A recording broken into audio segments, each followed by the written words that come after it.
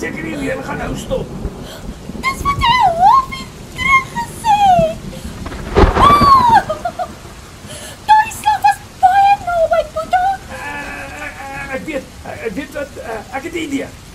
Wat daarvan as ek vir jou 'n storie lees om jou aandag van die storm af te trek?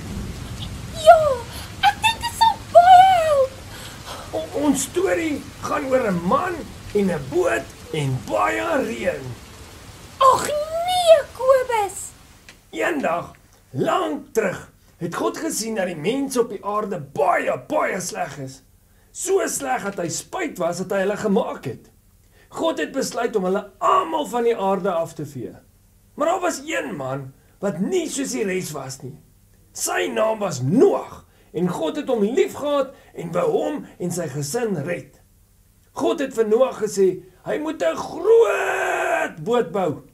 God het vir Noag al die afmetings gegee en vir hom gesê hoe die boot waterdig te maak. God het vir Noag vertel van die groot vloed en hoe hy en sy gesin op die boot moet wees as die water kom. Noag moes ook 2 van elke dier en voël en insek saam met hom op die boot vat. So Noag het gedoen soos God vir hom vertel het. O ja, ek onthou hierdie storie.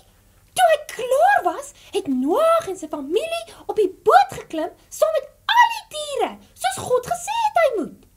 God het self die ark agter Noag en sy familie gesluit. Toe het dit begin reën. Vir 40 dae en vir 40 nagte. Die water het alle hoër geraak en alles en almal buite die ark was uitgewis. Presies!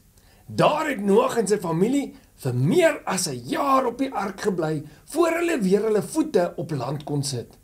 Daar het God beloof om nooit weer 'n vloed te stuur om die aarde te verwoes nie.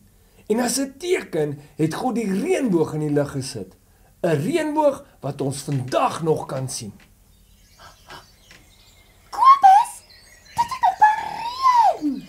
Welke dings, God het beloof dat hy dit nie altyd sal laat aanhou reën nie, dat dit sal ophou reën. So dit maak nie saak hoe woes die storm is nie. Dit laat my nou so bietjie minder bang voel vir donderstorms. Kobus, sien jy dit? Dis 'n reënboog!